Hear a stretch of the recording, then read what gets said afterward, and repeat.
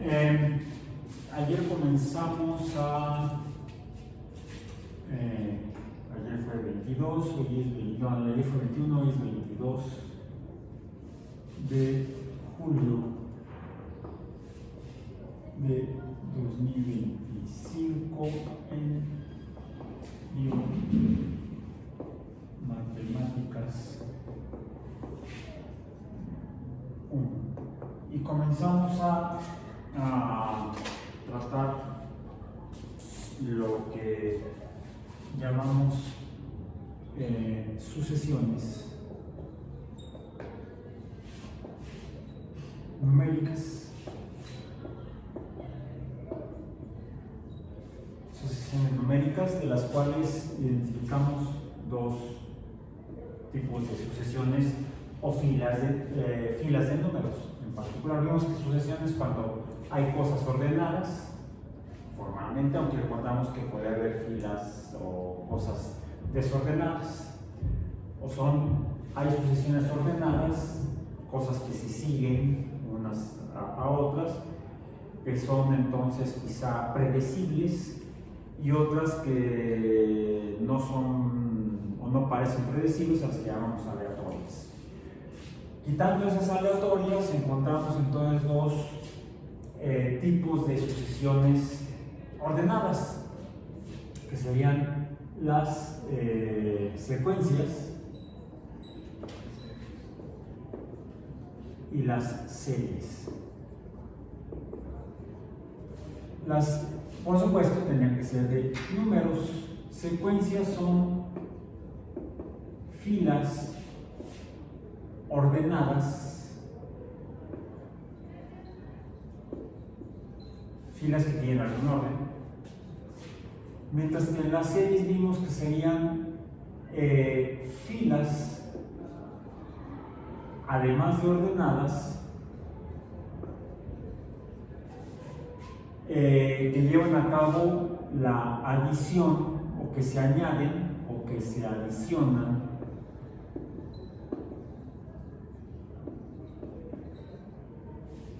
los números en la fila. Vimos ejemplos de secuencias, filas de números y series o filas de números que se adicionan. El ejemplo que pusimos de las adiciones fue la que se narra como la historia o la leyenda que narra la invención del ajedrez.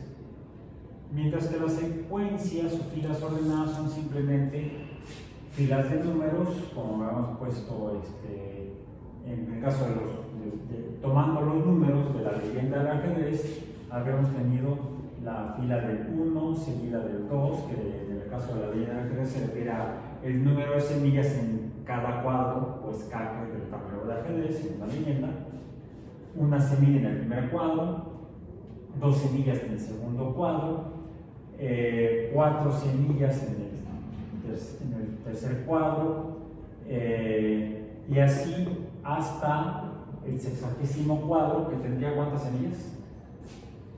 Si le dices en tu apunte de ayer, eran 256 o 512 o 1024 en el 8º cuadro. Creo que eran 1024. ¿Cuánto? 128. ¿Sí? Porque serían 1, 2, 4, 8, 16, 32, 64, 128, 256, hasta 256. Y para poder identificar esto, sabemos nada más llevamos hasta 256, no al doble de 256, que sería 512.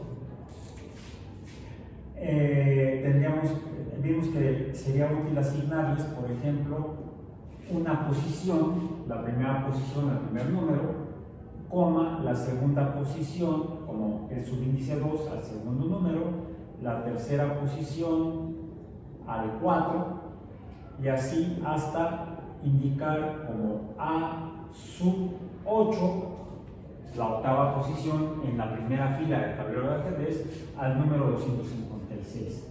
Dado que estamos usando las A minúsculas para indicar números, para representar números cuya posición está en el subíndice de la letra A, pues a esto le llamamos una secuencia a la que podemos darle el nombre de la secuencia A.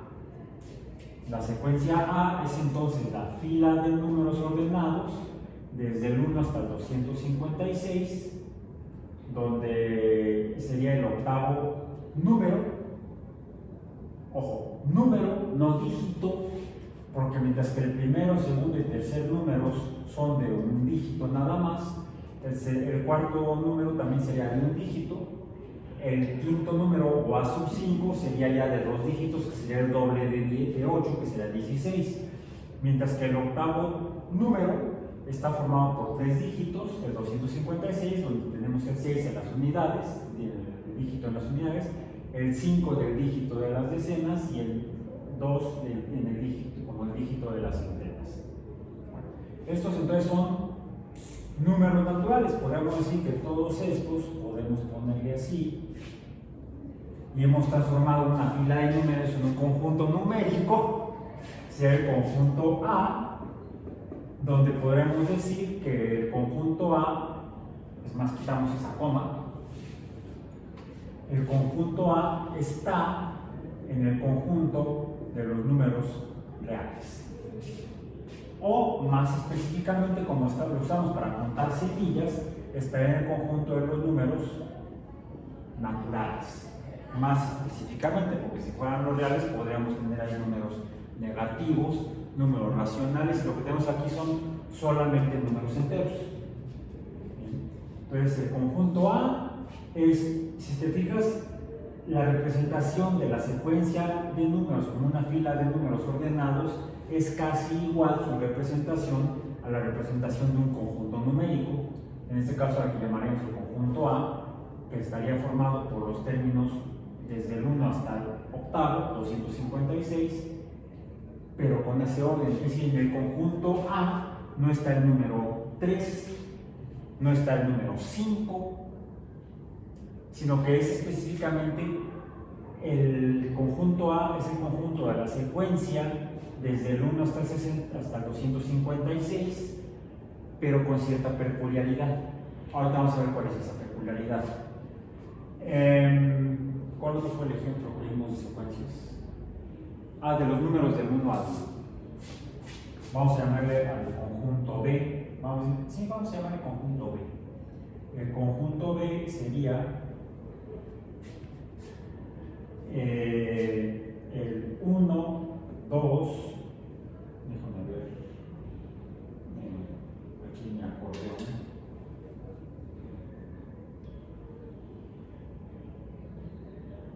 hasta el, no, este acordeón no, listo, otro acordeón, sería este.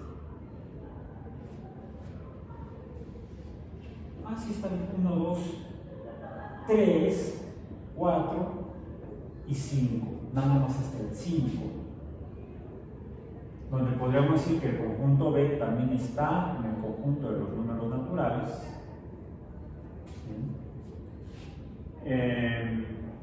De hecho, tendríamos un conjunto mayor en el que podríamos decir que tenemos como el conjunto A y el conjunto B comparten el 1, comparten el 2, comparten el 4, pero no comparten el 3 y el 5.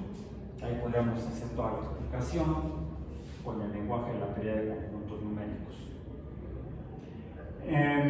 Aquí tendríamos dos secuencias distintas y hay una tercera secuencia que voy a poner aquí.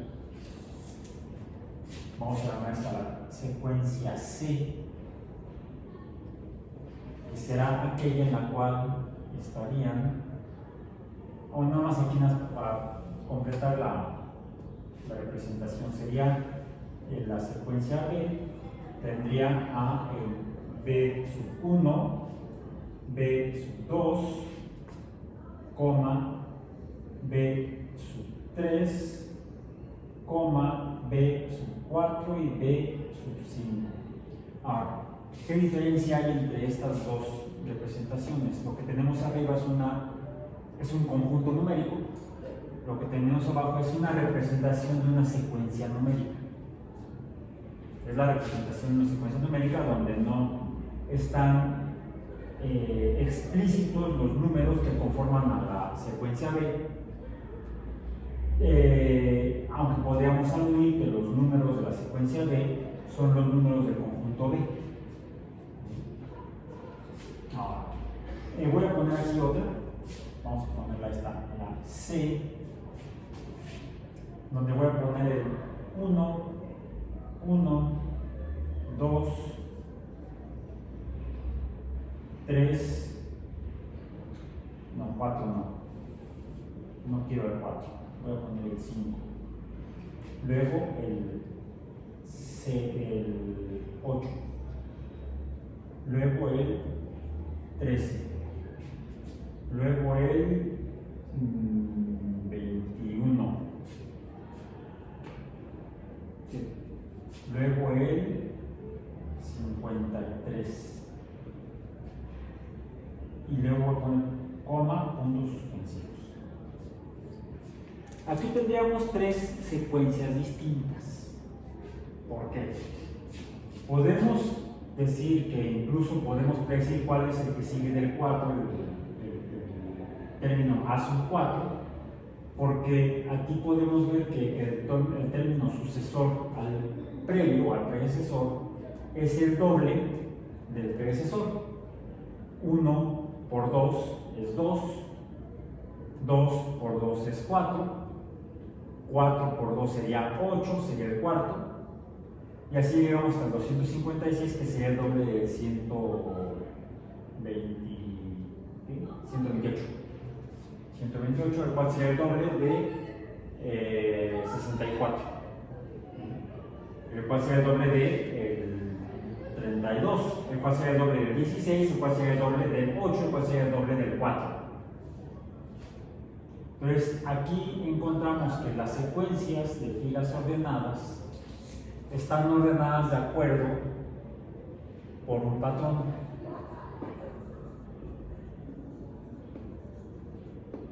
El patrón en este caso es el patrón, vamos a poner aquí asterisco, el asterisco es un producto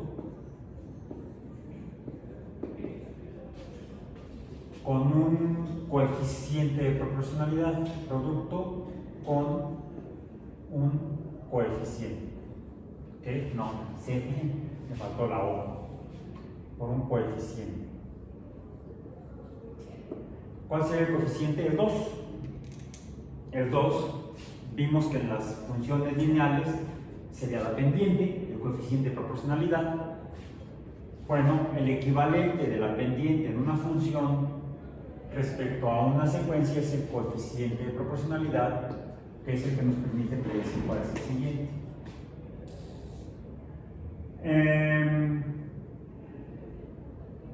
En particular,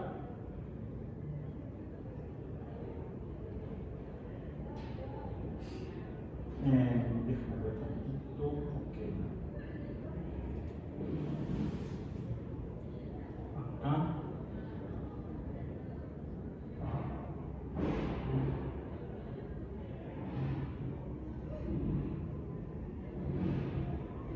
También tengo algo parecido aquí, donde podemos predecir cuál es el término sucesor al predecesor, porque el sucesor es el predecesor más un número constante. ¿Sí? Aquí vamos a ponerle producto de coeficiente, proporcionalidad o razón, vamos a poner aquí R.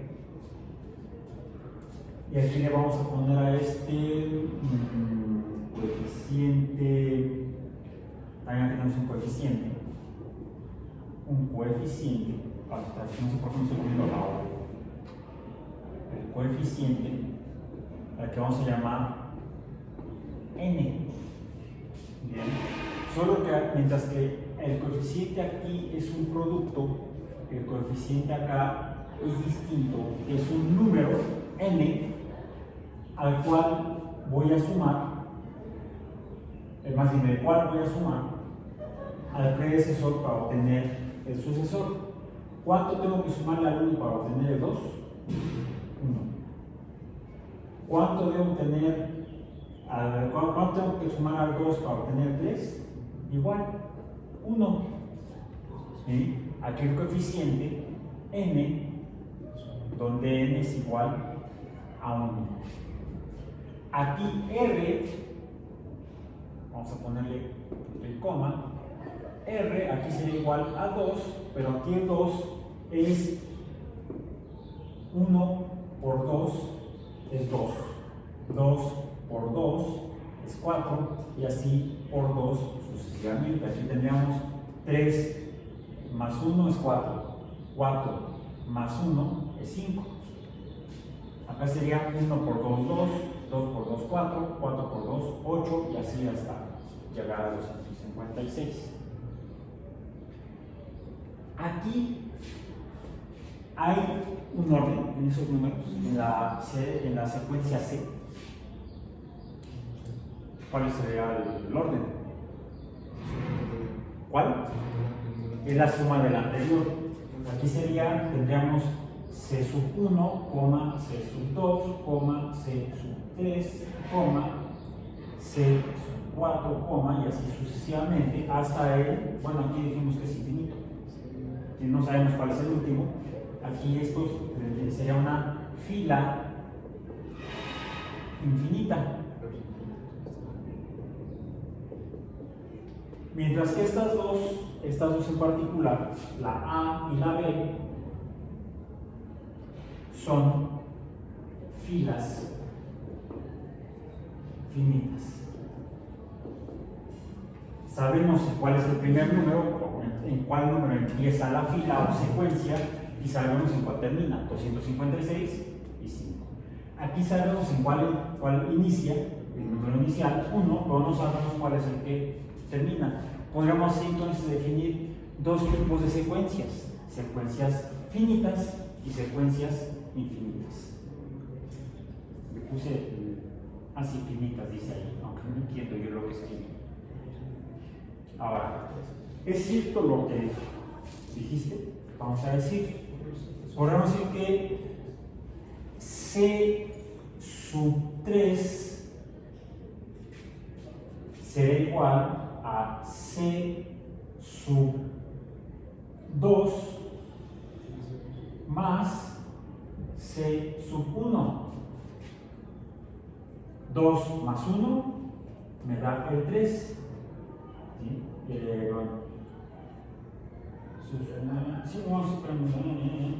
Sí, 1 más 1, perdón. C sub 2 más C sub 1. 1 más 1, 2.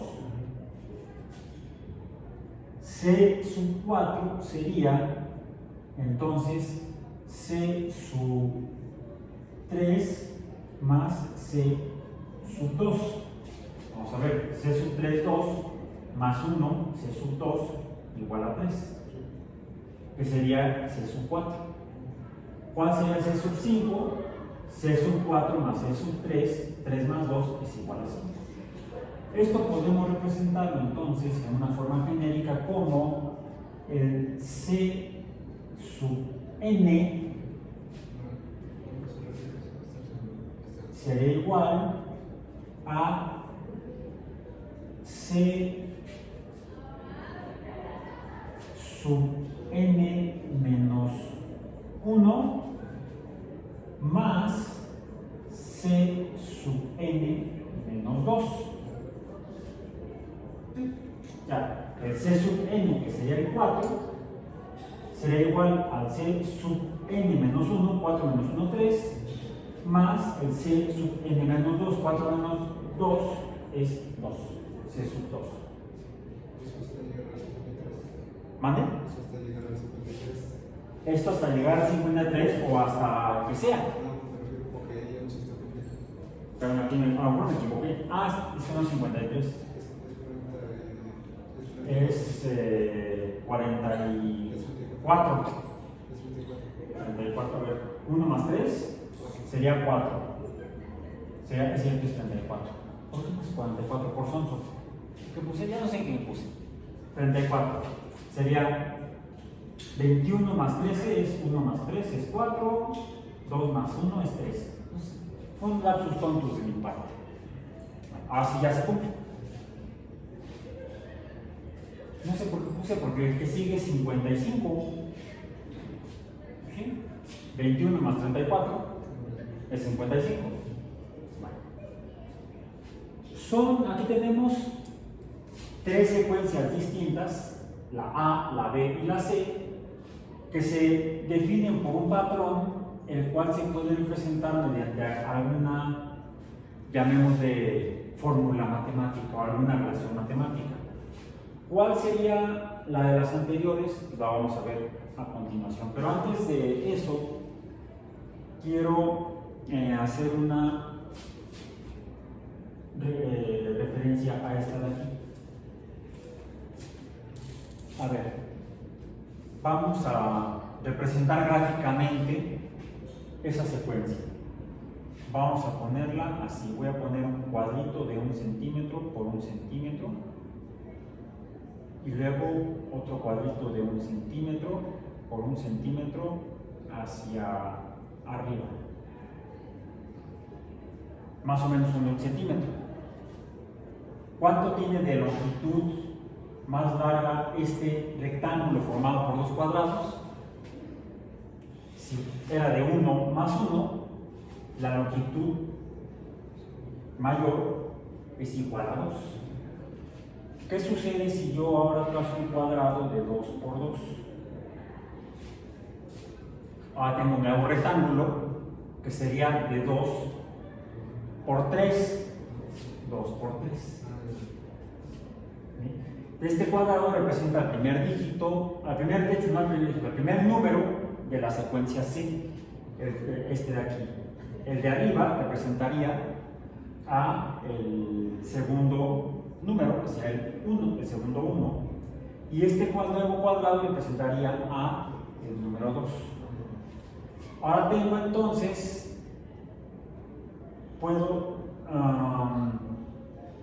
tengo un cuadrado de 2 por 3. Ahora yo puedo sumar 3 más 2 y tener aquí un cuadrado de 3 por 3 que tiene longitud 3 por 5. ¿Sí? Este mide 5, este mide 3. 2 más 3. O sea, tengo esta longitud de 3. Sumo ahora 2 más 3, tengo ahora un rectángulo de 2 por 3. Yo puedo entonces poner acá ahora un cuadrado de 2 más 3 me daría 5. Esta longitud mide 5. Puedo representar aquí un cuadrado de 5 por 5 aproximadamente. ¿Sí? Este sería de 2 por 2, 3 por 3. Luego sería un cuadrado de 5 por 5. ¿Cuánto da 3 más 5? Da 8. Ahora yo puedo entonces dibujar aquí arriba un cuadrado de 8 por 8. Ahora tengo un rectángulo de 8 por 13, porque 5 más 8 me da 13 en total de longitud. Yo podría entonces formar aquí otro cuadrado de 13 por 13. Y ahora cuánto mide el lado largo de este cuadrado de 13 por 13 más este de 8, 21 por 13. Y aquí, entonces 21 más 13 me da 34. Yo puedo entonces aquí dibujar otro cuadrado que sería más o menos hasta acá. Hasta acá. Y ahora tengo un cuadrado de 21 por 34, ¿no? ¿Sí? ¿Cuál sigue? 21 más 34 sería, dijimos, 55. Yo puedo todavía entonces pintar acá otro cuadrado hasta acá.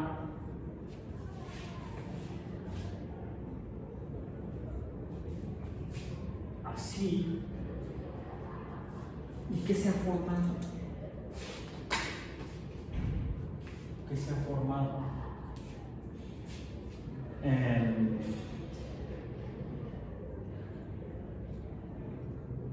Voy a poner un arco que junte las esquinas opuestas de cada cuadrado. Un arco semicircular, un semicírculo, que junta las esquinas opuestas de cada cuadrado en la forma en la que fui adicionando los cuadrados. ¿Y qué se ha formado?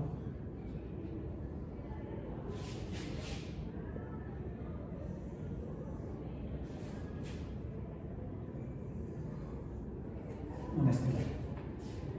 Bueno, qué interesante. ¿Y esa espiral qué? Nada más que veis al revés. Tendría que haber empezado a dibujar no hacia arriba y luego a la izquierda, sino quizá hacia abajo y luego a la derecha. Pero tenemos aquí la imagen en espejo de este caracol. Este caracol sería la imagen en espejo de la espiral que dibujé abajo. Y de hecho, este caracol lo he medido con una regla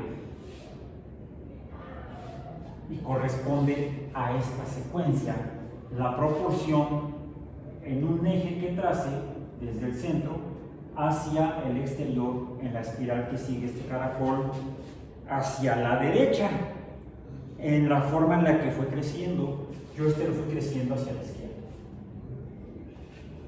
Matemáticamente son recíprocos, vamos a decir.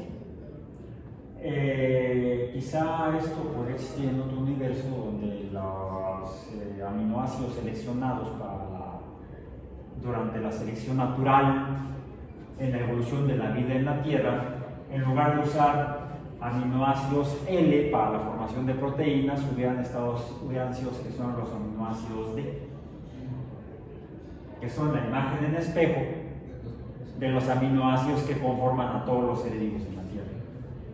Ahora, parece que esto se relaciona con el hecho de que los aminoácidos son sintetizados según la secuencia genética codificada en el ADN, el cual a su vez también es una espiral, pero longitudinal, de dobles hélices, que por cierto es una estructura de hélice que gira hacia la derecha.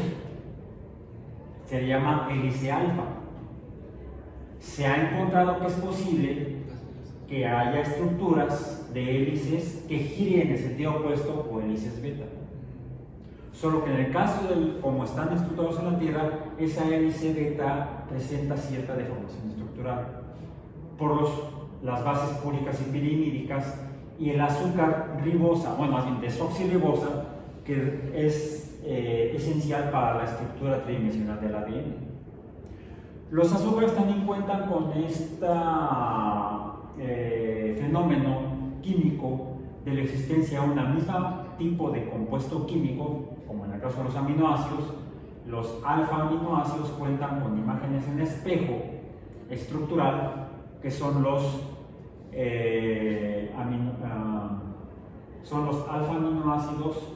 En el caso de la Tierra son L, son levógidos, gira la estructura, está orientada la posición de cada uno de los radicales hacia la izquierda, mientras que podemos encontrar en una síntesis artificial abiótica en un reactor donde sinteticemos aminoácidos a partir de pues como lo hizo Stanley Miller en 1953, que salió publicado en Science, creo que sí, salió publicado en Science su artículo, un artículo muy breve, donde él mencionaba cómo al mezclar vapor de agua con metano, con amoníaco y aplicarle descargas eléctricas de alto voltaje, como relámpagos, como rayos, se formaban por esta energía eléctrica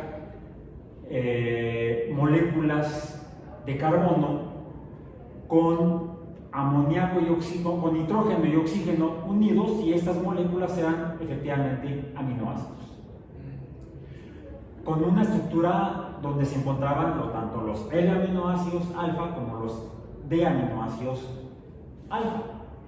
En el caso de los seres vivos solamente contamos los L-aminoácidos o aminoácidos levógidos, decimos, porque su estructura gira hacia la izquierda el orden de los radicales. Bueno, en el caso de los azúcares también existen D y L azúcares. Tenemos D-glucosa, L-glucosa, D-fructosa, L-fructosa, etc. Pero curiosamente, en los seres vivos en la Tierra, los azúcares que son metabolizables son los D-azúcares. O sea, si tú le das a uno en un cultivo bacteriano, en lugar de ponerle D-sacarosa, le pones L-sacarosa, las bacterias no pueden metabolizarlo. Entonces es curioso que mientras que los aminoácidos son L, los azúcares metabolizables son D. Pareciera que hay una relación entre la estructura de los azúcares existentes en los seres vivos con la estructura de los aminoácidos que sintetizan a las proteínas de las cuales están formados los seres vivos. Entonces, la ribosa que se encuentra en los ácidos nucleicos y la desoxirribosa que se encuentra, la ribosa en el ARN y la desoxirribosa en el ADN, debería ser entonces de ribosa y de desoxirribosa, no la L. Y por eso la estructura del ADN tiene ese giro alfa y no el giro beta. El giro beta da deformación, dado que la ribosa tiene una estructura fija. En antiomérica se llama, o el isómero estructural. Quizás si usáramos L-ribosa, podría tenerse o la estructura alfa invertida, porque no necesariamente la hoja, la LCB. Entonces, quizás estos serían caracoles que existieran en un universo alterno o en otro mundo donde funcionara la química así. Y curiosamente te digo que la proporción entre las espirales es la misma que describe esta secuencia numérica, pues la debemos a un matemático europeo de finales de la Edad Media, o el inicio del Renacimiento, que fue el matemático que vivió en la península itálica, llamado Fibonacci.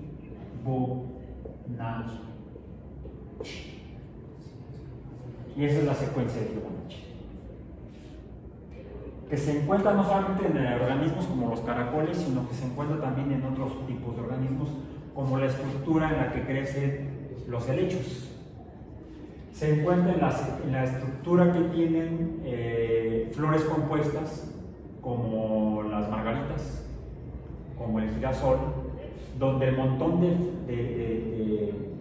embriones que forman a la flor compuesta están distribuidos en forma espiral con esta misma proporción.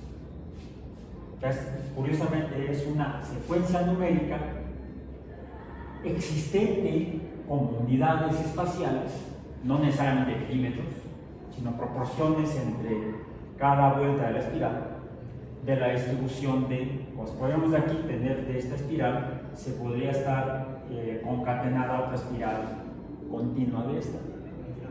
¿Vale? Como en secuencia.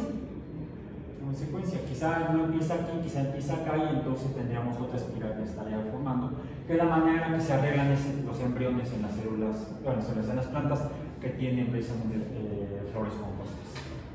También se encuentra en los pinos de las coníferas.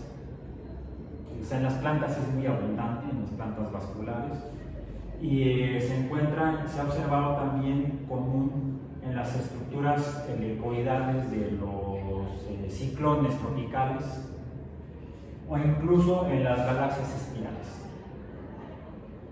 O sea, no solamente en fenómenos biológicos existentes en los seres vivos, sino en fenómenos totalmente ausentes de vida, como son las estructuras de las tormentas tropicales, como los ciclones tropicales. De hecho, de ahí se llaman ciclones porque tienen formas helicoidales, y en las estructuras de las galaxias espirales.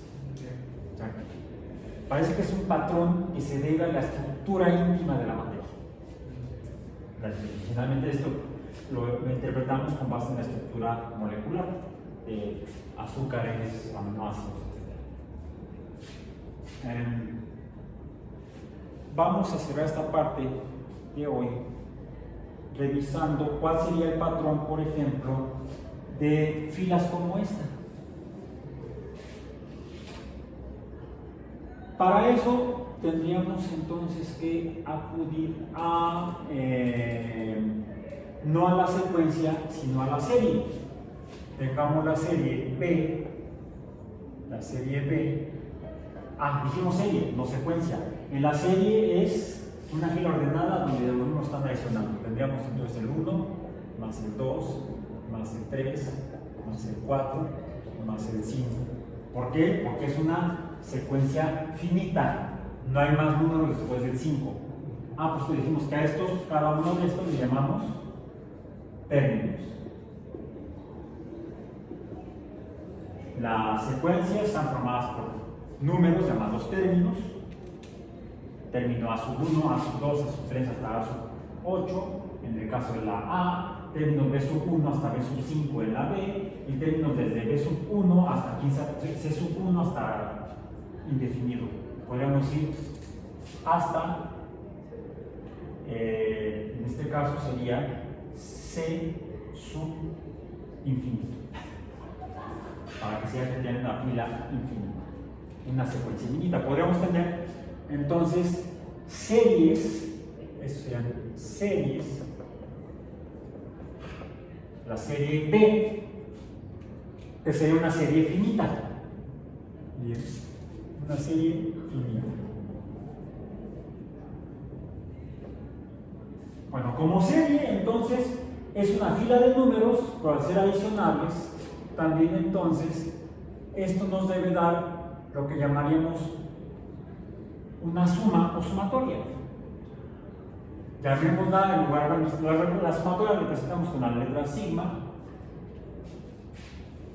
Estamos en español, pongamos la suma S. ¿Cuánto es S? Entre paréntesis, esto sería igual a la sumatoria. Fíjame, sale la sigma, no sé si lo dejamos. La sumatoria, ¿cuánto suma ahí? 15. Vamos a ponerla ahora la serie B negativa, que sería igual, no, negativa por estar inversa, por ser la inversa. No menos B, entonces vamos a ponerla nada más como B supramenos, va hacia la izquierda. Entonces sería 5 más 4 más 3 más 2 más 1. ¿Y esto qué sería? Igual a S igual a 15. Bueno, ¿qué sucede si ahora sumamos B supra más B supra menos? Tendríamos entonces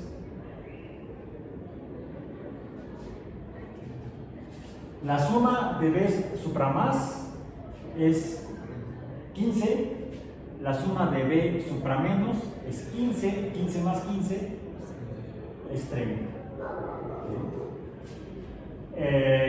S más S, 2S.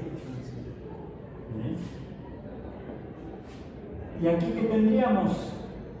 Pues 1 más 5, 6. 4 más 2, 6. 3 más 3, 6.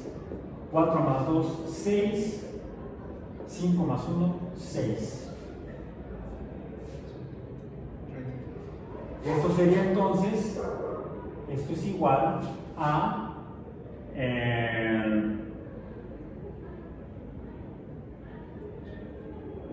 5 por 6. 5 por 6 30. Pero 30 es la suma de las dos series. ¿Cuánto es la suma de cada serie? La suma de cada serie es 30. La suma, 15, perdón, la suma de cada serie es 15. ¿Cómo podemos obtener ese 15? Ese 15, esta suma, será entonces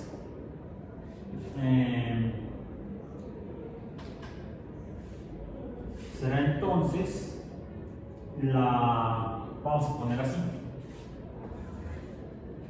Cada término o cada número vamos a llamarle K en general, para no usar la B, llamamos de K.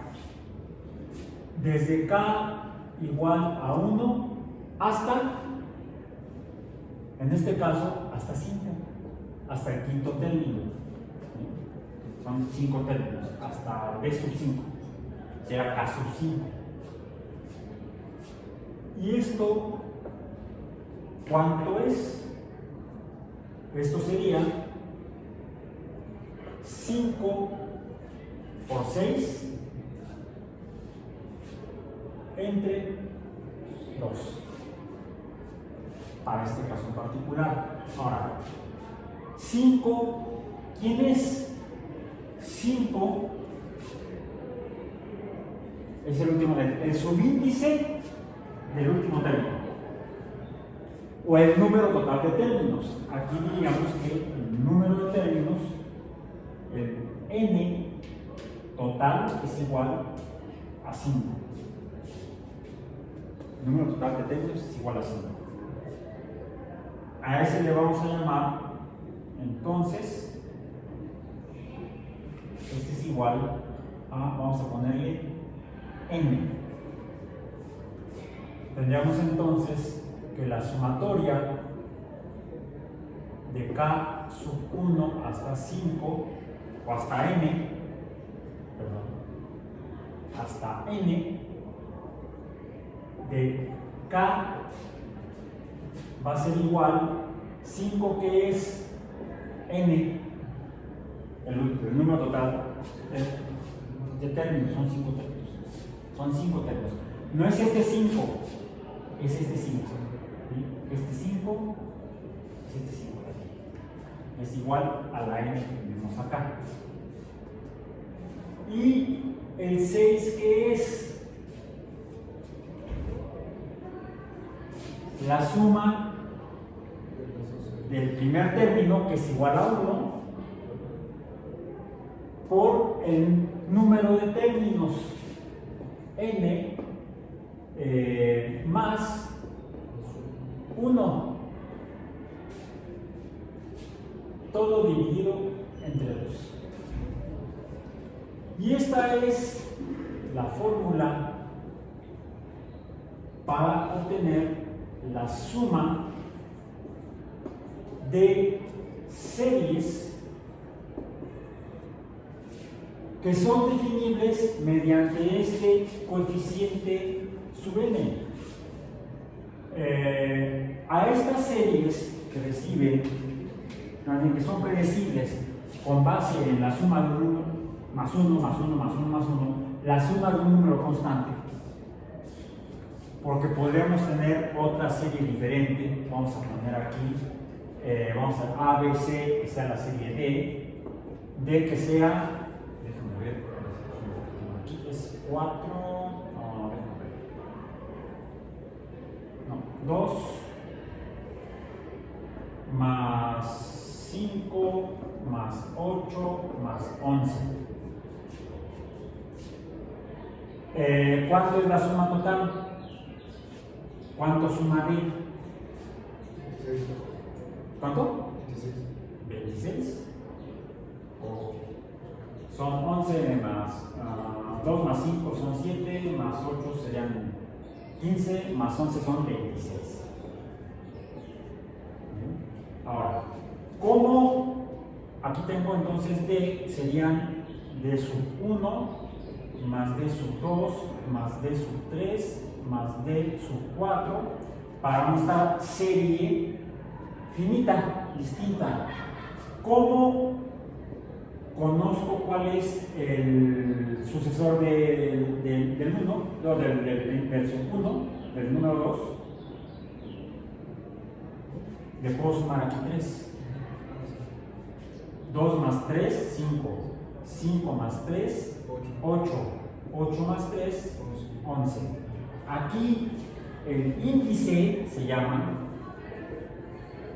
este es acá, este número es el índice, que es el coeficiente n. Vamos a cambiarle entonces acá el símbolo de n por la i del índice, el índice i. Entonces, decimos que esta, la serie D, tiene un patrón que sería el índice por el primer término, por el D sub 1, más, espérame, déjame ver aquí.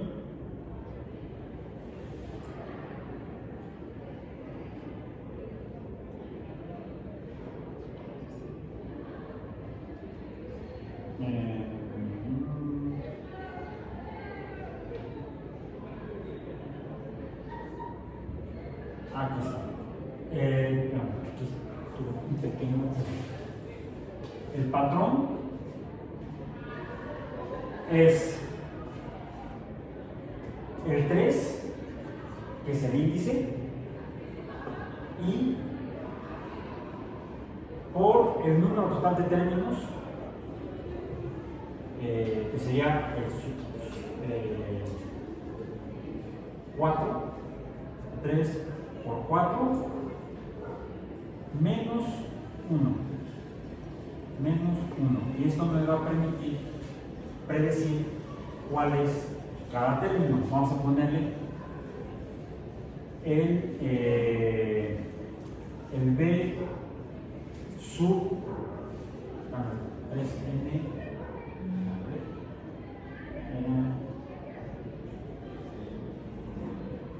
sí, el B sub i.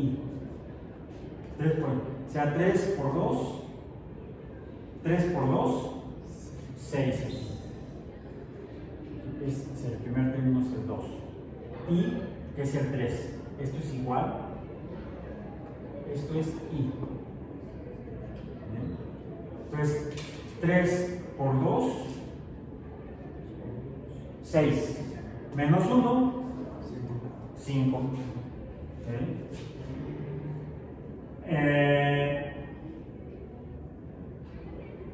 3 por 5, no, acá no hace, déjame ver, es 2 por 3, 2, es el índice, por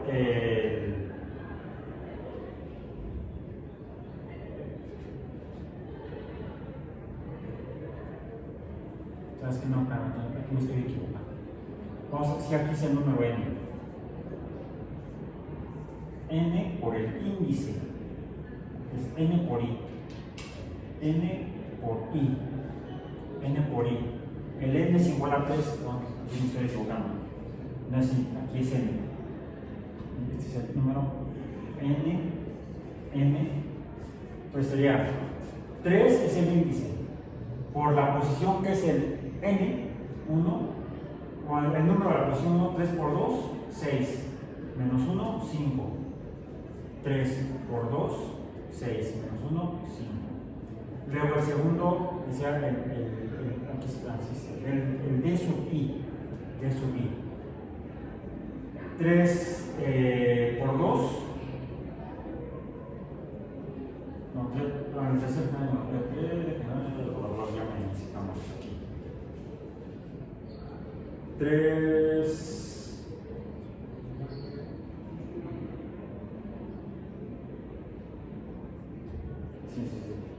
3 por 2, 6, menos 3 por 2, 6, menos 1, 5.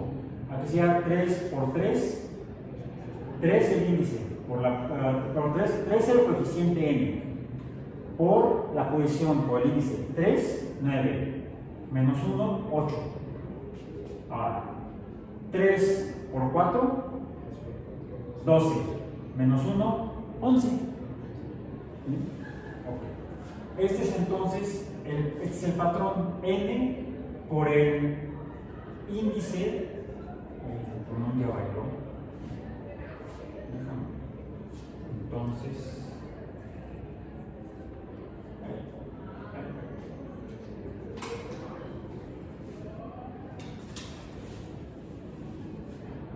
es n, es parecido h, n por el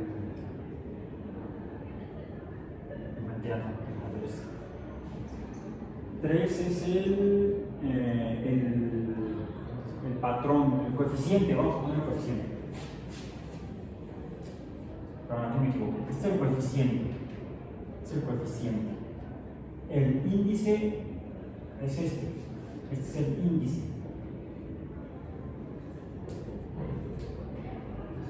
¿Bien? El coeficiente vamos a ponerle C. Sería el coeficiente. Para no usar la n, porque ya tenemos muchas n, vamos a usar la C. C. El coeficiente C. Entonces sería. Allá el coeficiente sería 1. ¿Sí? 1 por 1, 1. Luego se llama anterior, no se llama anterior. 1 por 2, 2. 1 por 2, 2. Menos 1, 3. No, 1, perdón. Déjame ver cómo está. Acá está. Es 1 por. Vamos a decir 3 por 1, 3. Menos 1, 2.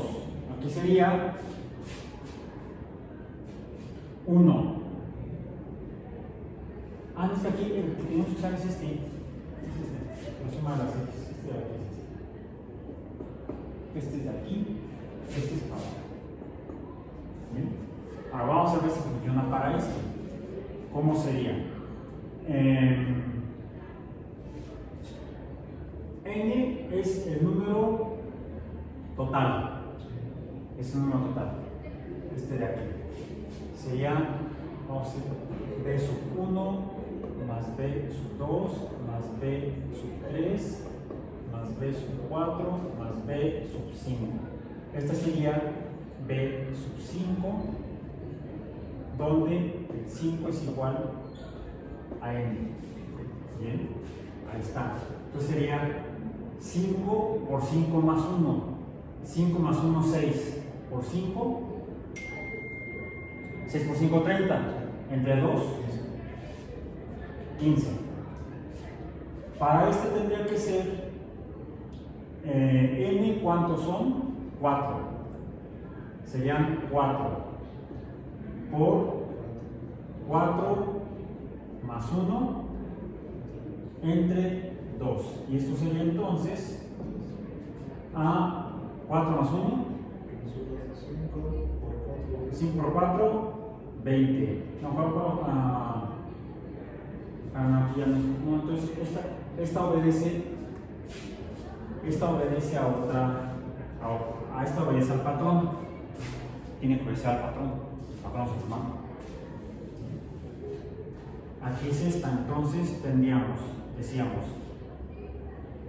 n, no dijimos, es C, ¿verdad? C.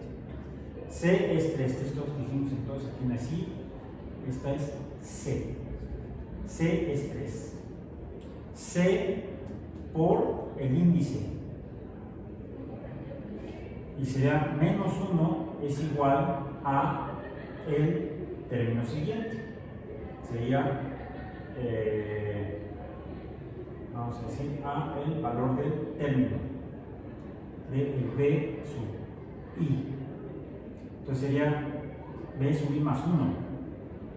Entonces sería C es 3. No, B sub I. 3 por 2 igual a 6. menos 1, 5. 3 por 2, no 3 por 2, 5. 3 por 3, 9. Menos 1, 8. Seguiríamos con 3 por 4, menos 1, es igual a 11. Si esta fuera una serie finita, si no infinita, podremos saber cuál es el, por ejemplo, si fuera, vamos a ver así, infinita, ¿cuál sería el valor de b sub 11? B sub 11 sería entonces 3 por ¿cuál? Este es B sub 2. B sub 11 sería 3 por 11 menos 1. B sub 11 sería ¿cuál? 3 por 11, 33. Menos 1 sería 32. Revísalo en casa. Nos vemos la siguiente clase.